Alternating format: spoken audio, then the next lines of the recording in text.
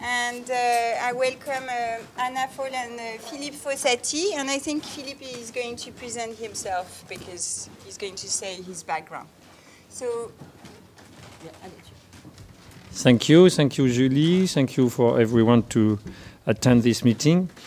I think you will hear something maybe totally different because we are not really in the field of collective emotion. Even we are interested in what's happening in people when they feel socially disconnected.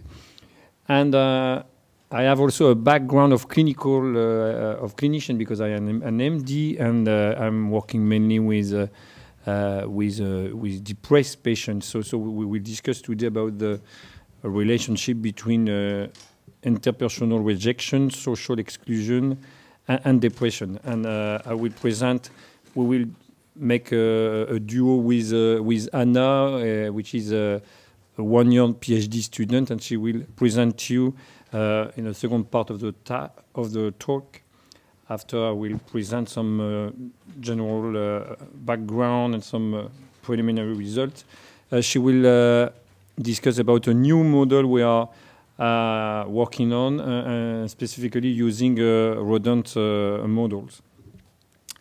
So going to the background of my presentation, our presentation.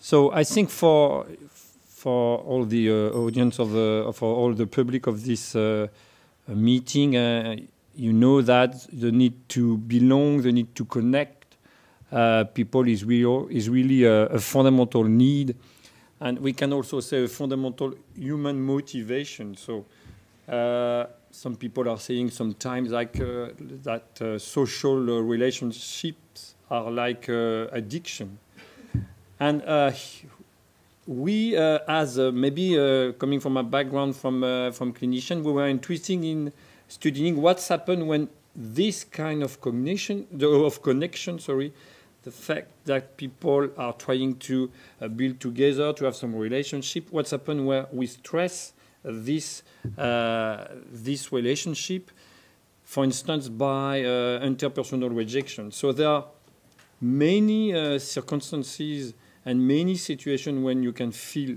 socially disconnected. Some people distinguish between, on one side, social exclusion that could result from consequence like or situation like to be ignored, to be excluded, to be ostracized. On the other side, there is social devaluations where you are receiving negative feedback, where there is a threat to your social value or social reputation. And there are many reasons to exclude or devaluate people. That could be because they are unlikable, because they are immoral, because they are incompetent or unattractive. So I will not get into the detail of this, but we will be more interested in the consequence of this stress situation, social stress, interpersonal rejections, consequences in terms of emotional behavior, and maybe pathological consequences.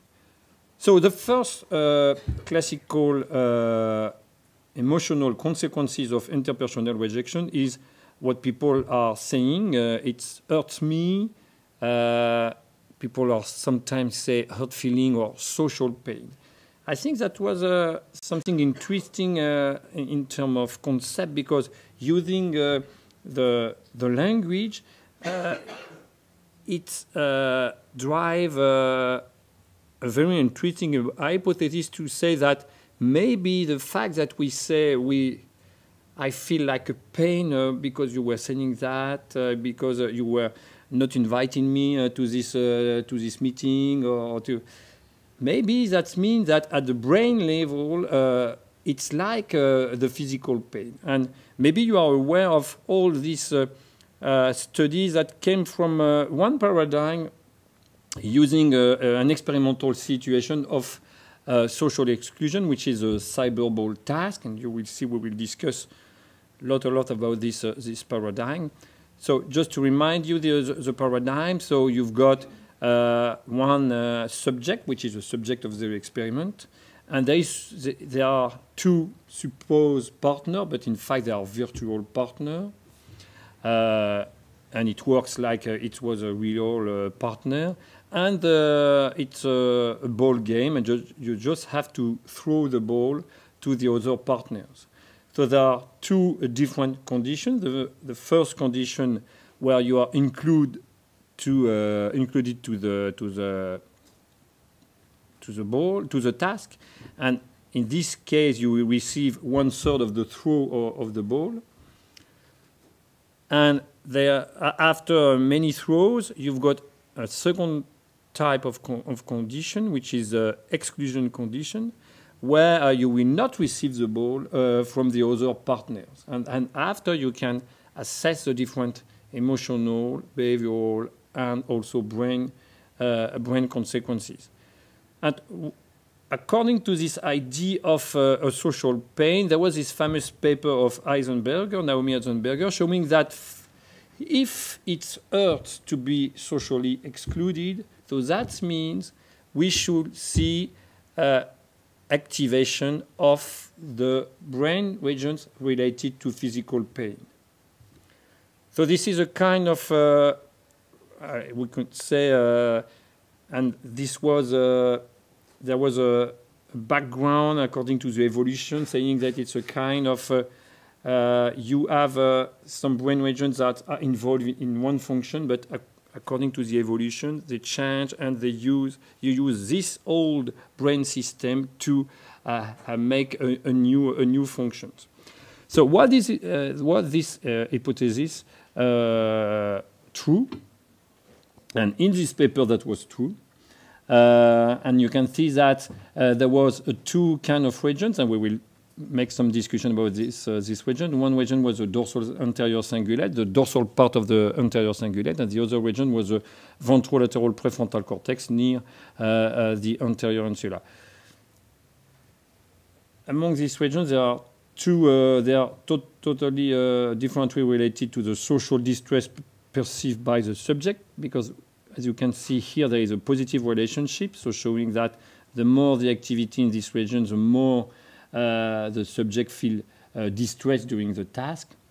And this, the relationship here was inverse, with a negative relationship. The more the activity, the less the subject feel distressed. So that means this region could be related to the response and detection of the distress, and this region could be involved in regulation of this emotional distress.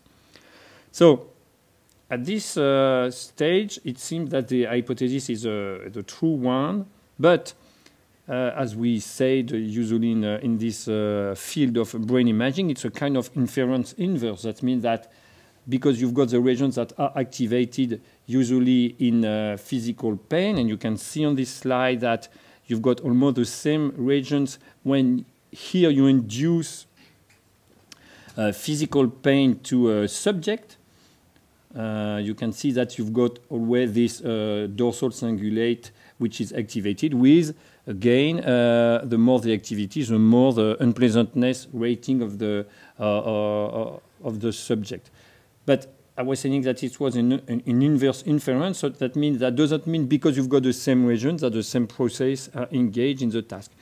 Note that here you see some somatosensory cortex, because when you are making physical pain, when you are making some physical pain, you've got activation, of course, of the somatosensory cortex. You did not see this in the cyberball task. Even there is some study showing, almost one or two studies showing that you can have some somatosensory cortex using the cyberball. So to move and to have to test more this hypothesis, Eisenberger's team tested the relationship, the direct relationship between the sensitivity on one side to physical pain and the sensitivity to social exclusion. And he found that the more the tolerance to physical pain, defined here by the pain threshold, the less you are tolerant to physical pain, the more you are sensitive to social exclusion. On the other side, you can see that the more you feel physical pain, the more you feel socially distressed. So that it seems that the relationship is not only a relationship according to the brain correlates, but also there is more strong relationship between these two aspects. And we also know, for instance, from the clinical background that for instance, in the oncology, I mean, if you've got some social support, you need less analgesic, for instance, for physical pain. And that was exactly what she tested also using the Cyberball task.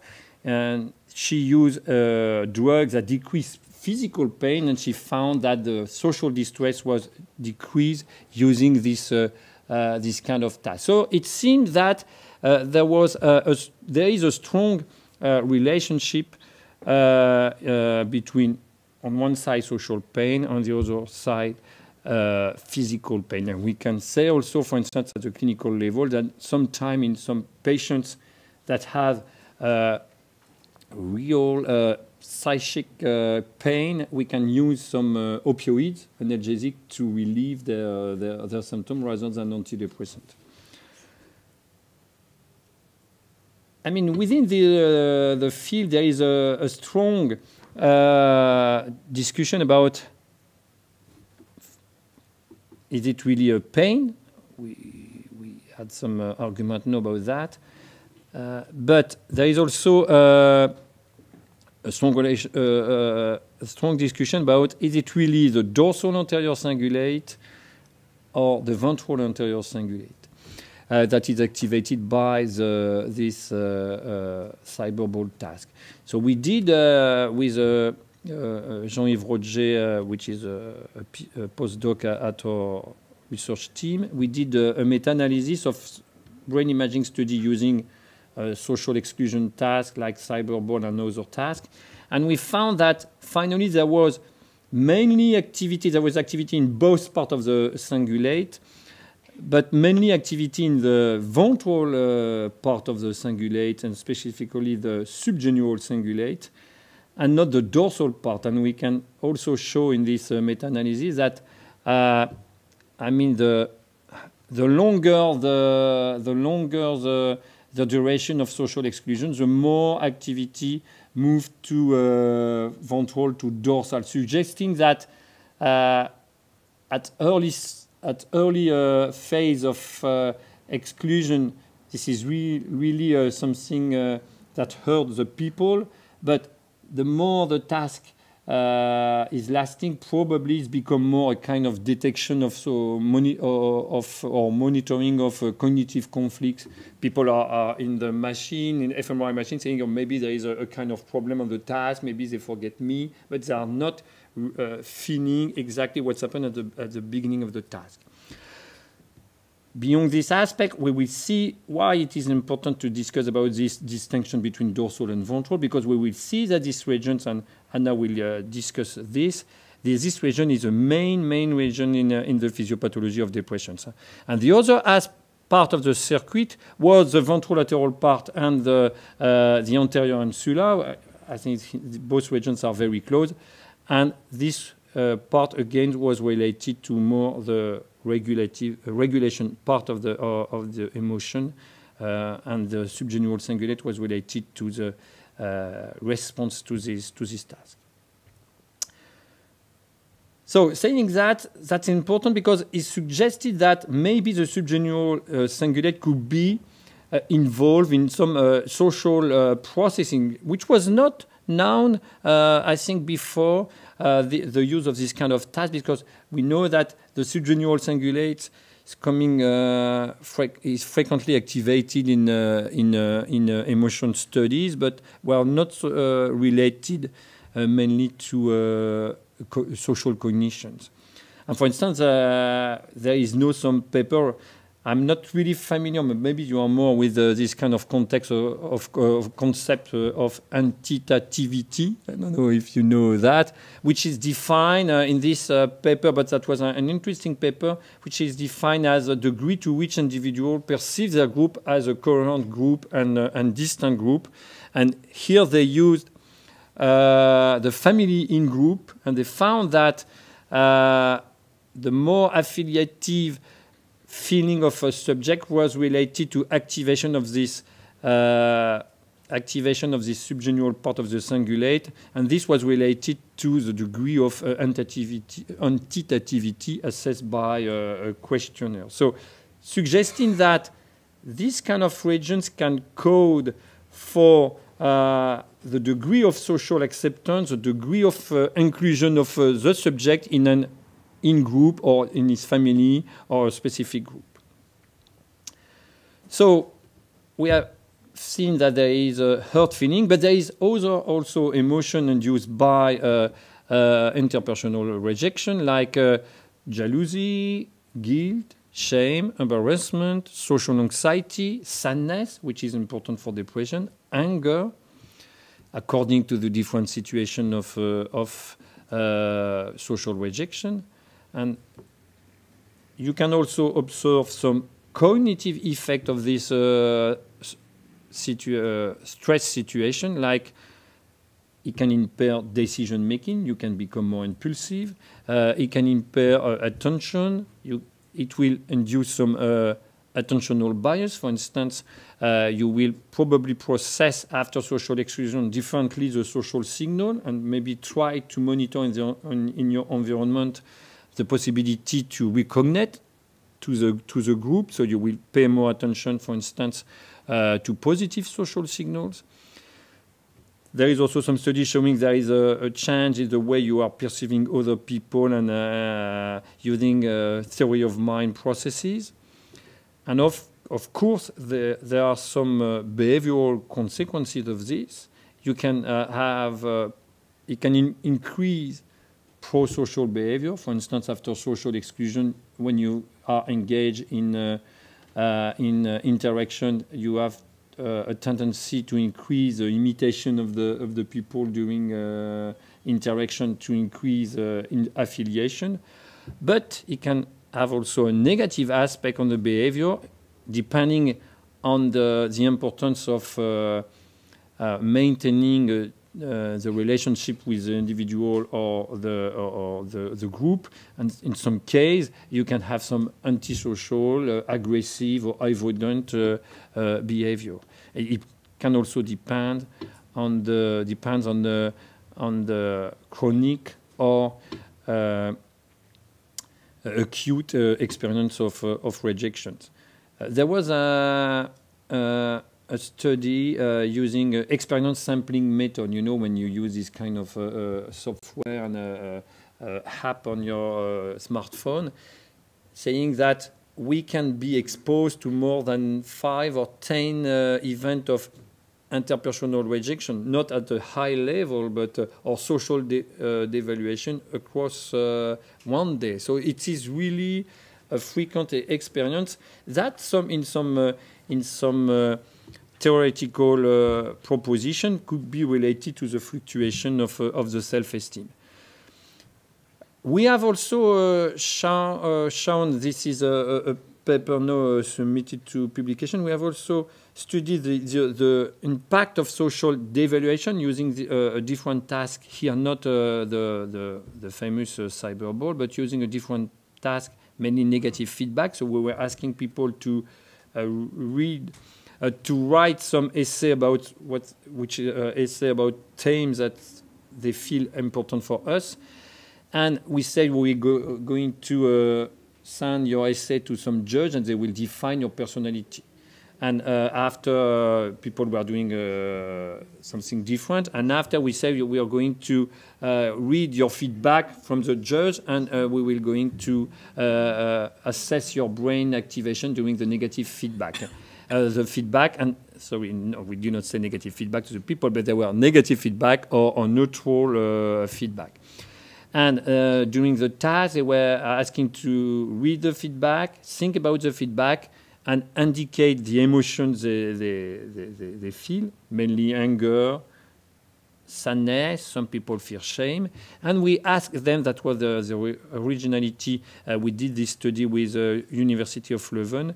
I think the originality of this work, we ask people to draw profiles to look at the dynamic of the change over time of the emotions, and we use with this team a specific modes of dynamic of emotion, which is called functional principal component, that try to deconvolve the emotion in three different aspects, which is explosiveness, onset of the emotion, and then the accumulation of the emotion, and sometimes it could be we can observe some reactivation. For instance, if you are some ruminative, if you engage some ruminative processes, you can reactivate the emotions. And we found with this using this study, we found that first we were able to replicate the finding of the group, so showing there was not three, but here two factors that can explain the change of emotion across time. That was first the explosiveness, and second the accumulation. And we found that even we were not in the subgenual part of the medial part of the prefrontal cortex and the cingulate, we found that at early onset of the emotion that was mainly related to medial prefrontal cortex, and then it goes to the anterior part of the insula and the dorsal part of the cingulate that was more related to the accumulation processes. What indicates this? This indicates that the neural correlate of emotion can change over time, and there are different regions that are involved in this process. And here we were studying specifically emotion induced by a negative feedback, so social devaluations. So I will not get into the detail of this because we have a short time, but just to say that we design a kind of we elaborate a kind of framework to explain all these consequences of social exclusion in terms of emotional, cognition, and behavioral, just to indicate the general idea behind this framework is to say that because of the importance of the need to belong, of the need to be socially accepted, that means we probably have designed, we probably have a system that monitors the degree of social acceptance of the individual. And we make the hypothesis, and now Anna will discuss about that, we make the hypothesis that maybe this global overall system, taking into account brain region, but you can see also the importance of the environment, social support, also genetic factor, hormonal factors. Maybe we can also take into account the inflammatory factors that can modulate the level of functioning of the system. But anyway, the idea behind that is that maybe depression is resulting from abnormal functioning of the global system and or specific part of the global this system that monitor the degree of social acceptance of individuals. So now Anna will give you some arguments about the relationship between the interpersonal rejection and depression. So, as Philippe told you, there seems to be a strong link between social exclusion and depression. And in fact, there is a study that has shown that when you initiate a separation, when you exclude someone, you have 10% more chances to develop depressive symptoms compared to controls. And in the other side, when someone excludes you, you increase the chances to develop a symptom, to develop an episode, a depressive episode by 20. So it seems that social exclusion has a strong influence on depression. So Philippe already presented you this region. So now why are we looking for these two regions, so the subgenual anterocingulate and the insula? So not only they are involved in social exclusion, but also in depression. So these are some data from the team of Ellen Mayberg, who works a lot on depressed patients. And so what we know is that depressed patients have a hyperactivity of the subgenual cingulate cortex in normal time, we can say, but this hypermetabolism can be reduced after treatment, so using SSRI, the classical pharmacological treatment, or even in treatment-resistant patients by deep brain stimulation. So you insert electrodes in the subgenual region. So in this case, it's the white matter tract that is connected to the subgenual, and we stimulate the region, and it decreases the metabolism, so it has the same effect as the pharmacological techniques.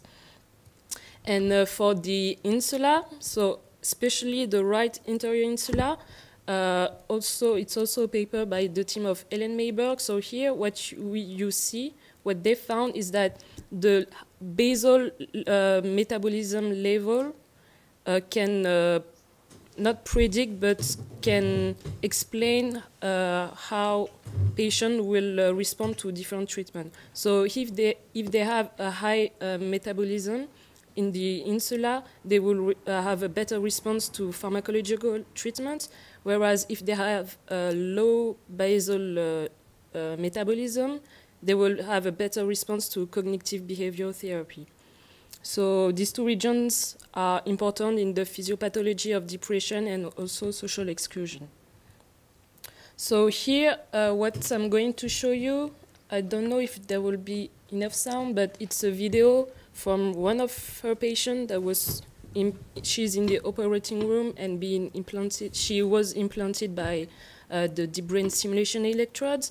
And she's going to explain how, well, I put the script in case you can't hear what she's saying, but she explained how she explains how when we turn on the stimulator, how her mood changes, and it's quite an instant effect. Go ahead.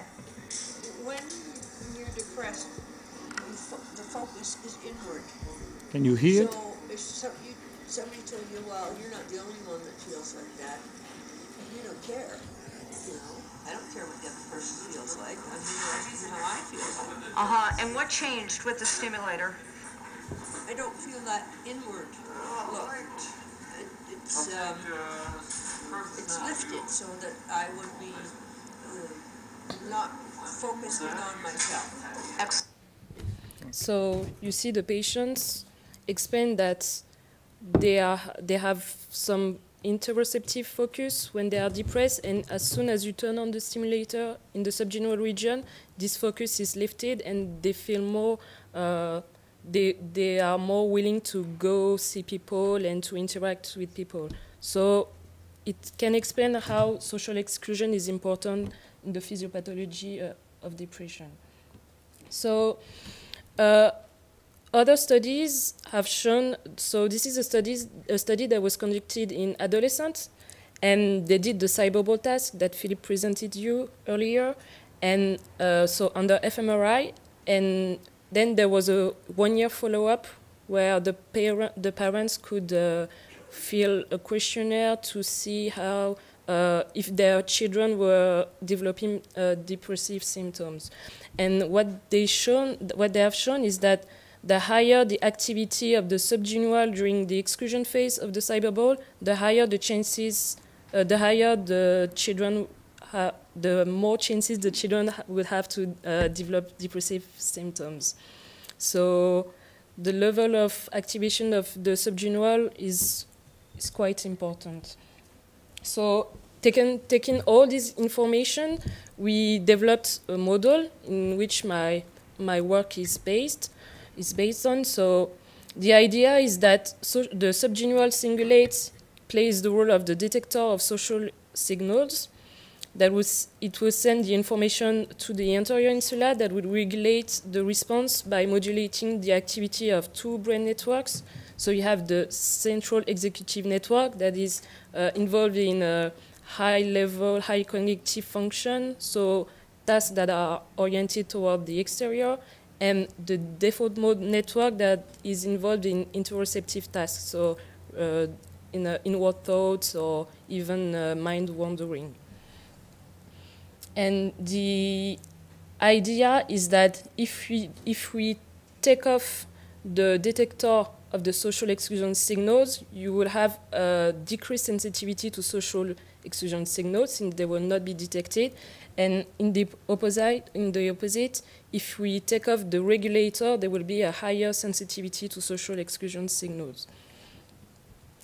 So the global model, to do the link with depression, we know that in depressed patients, there is a hyperconnectivity between the default mode network and the subgenual region, which can explain the processes of rumination. So depressed patients have a tendency to ruminate and always have negative thoughts and are going to remind themselves all the negative experiments that they had. And the DMN would be also hyperconnected to the insula. So it will prevent the insula from correctly regulating this balance that will go more towards the DMN than the central executive network, so more toward rumination than focusing on external signals.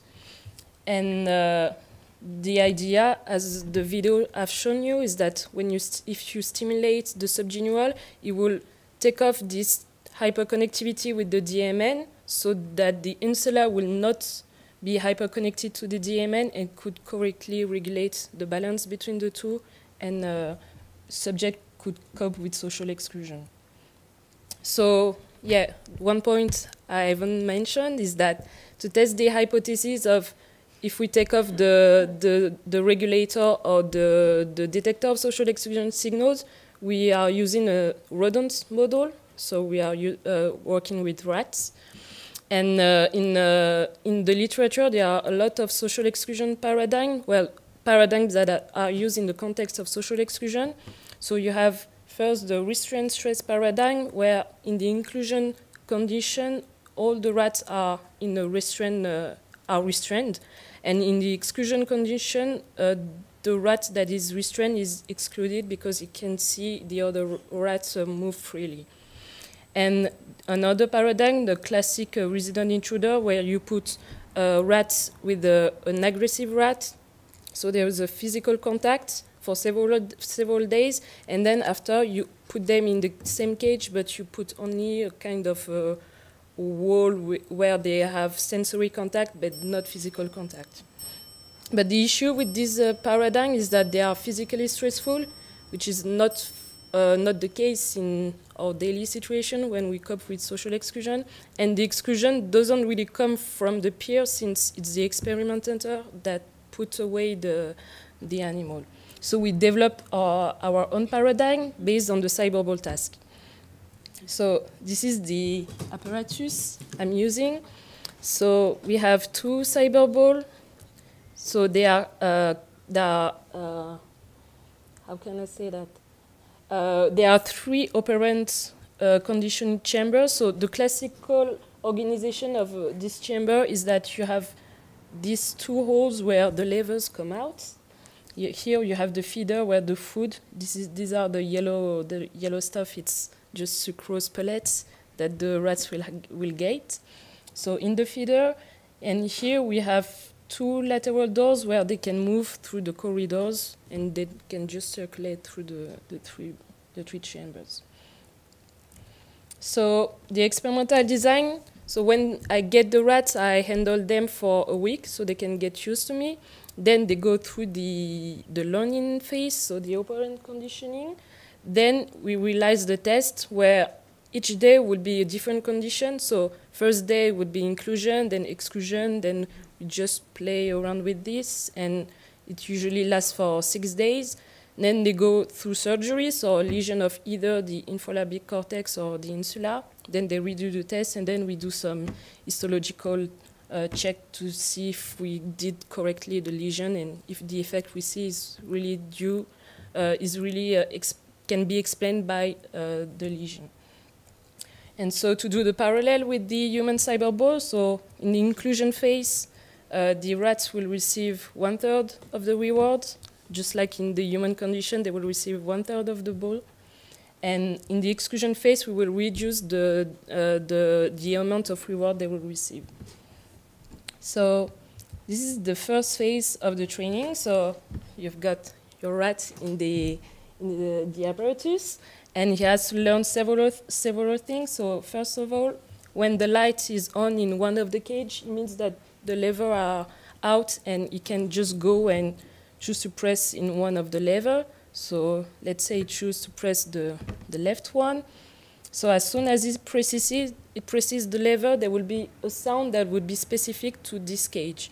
So this is important because when there will be the test phase, there will be one rat by cages, and they need to know from where the reward comes from. So the sound will be associated to the cage.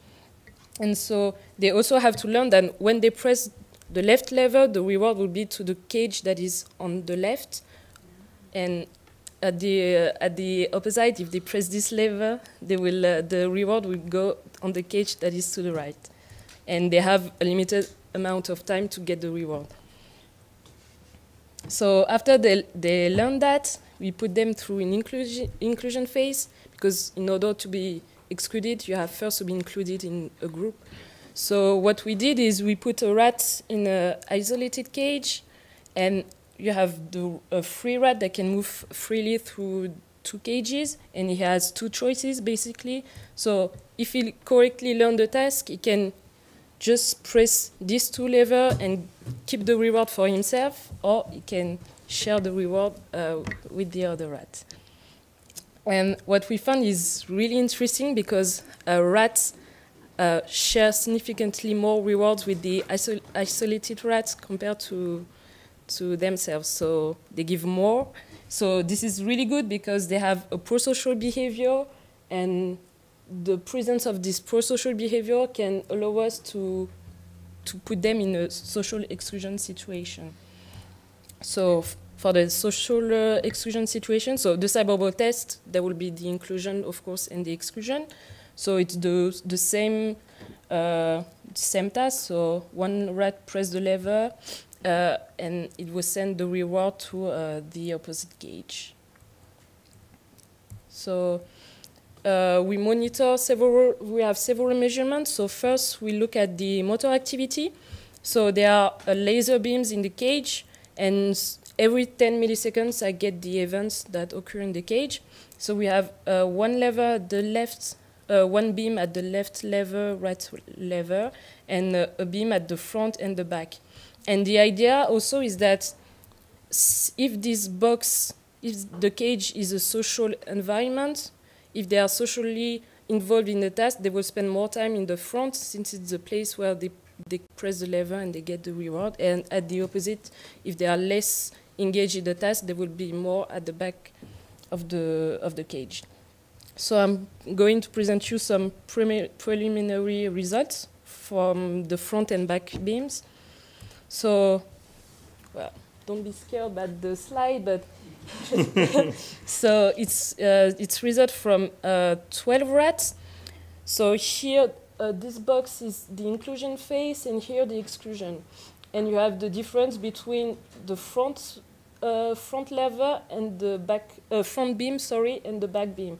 And what we have shown is that during social inclusion, they spend more time at the front than at the back, and at the opposite, during social exclusion, it kind of go back to 50-50. So they are less.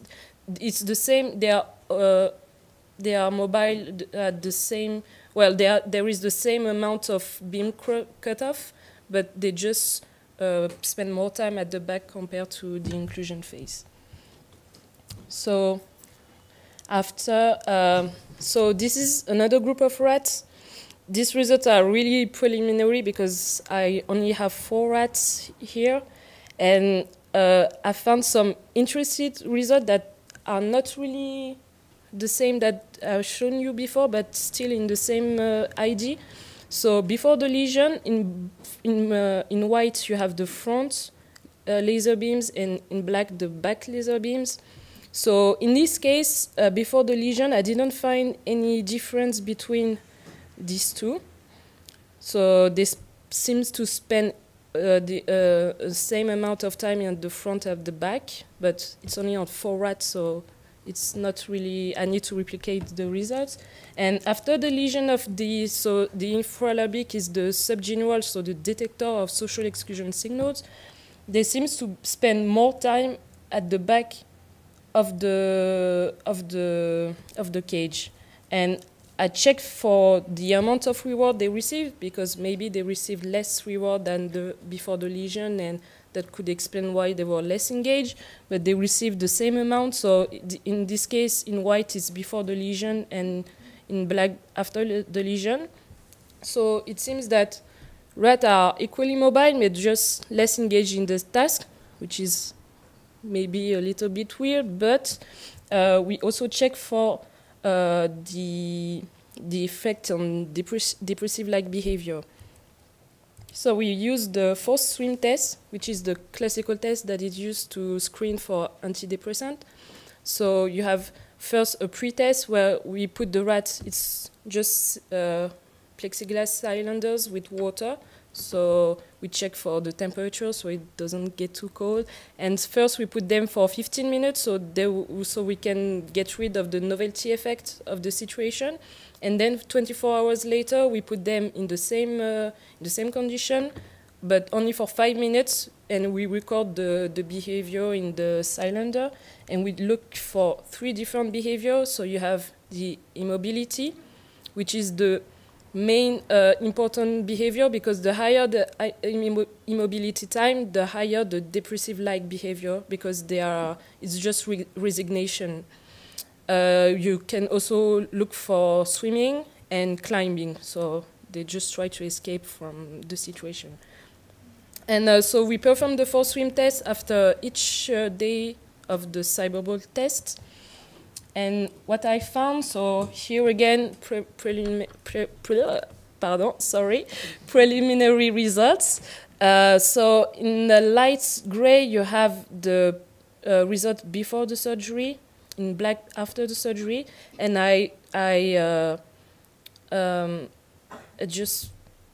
what you can see here is the variation of the immobility time compared to a baseline. So I performed a baseline before the surgery, before the test, I did the FST, then the surgery, and after the surgery, I redid another baseline to check for the effect of the surgery, and then I did the forced swim test.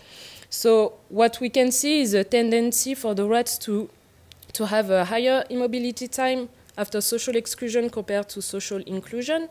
So they have a higher immobility time, then it decreases, then it increases, and then it decreases. But after the lesion, I didn't find this pattern, and the most striking result is that the overall immobility time is decreased, so they are more mobile. And taken these results and the motor activity results, the fact that they are not engaged in the task is not explained by the fact that they are more affected or more depressed. So the idea would be that the subgenual is globally important to detect social signals, and that in the absence of social signals, they are just not reacting to any signals, either positive or negative. So even if they receive rewards, they just take the reward and go back to the back of the cage, but they are not depressed since the immobility time is really decreased. So to conclude this this presentation, we have shown that social acceptance, the monitoring of social acceptance by the regulation, the detection of the social signals is really important to adapt to social groups, and that the study of the social brain can open some new pathophysiological pathways in the study of depression, since these two phenomena are really connected. So, yeah, this is our team at the Brain and Spine Institute at la Pitié-Salpêtrière. So we have 4 PIs, including Philippe, Stéphanie Dubas, Nathalie Georges, Bruno Millet, some technical engineers, a postdoc, Jean-Yves, who helped me developing the model, PhD students and master students. So, yeah. Thank you.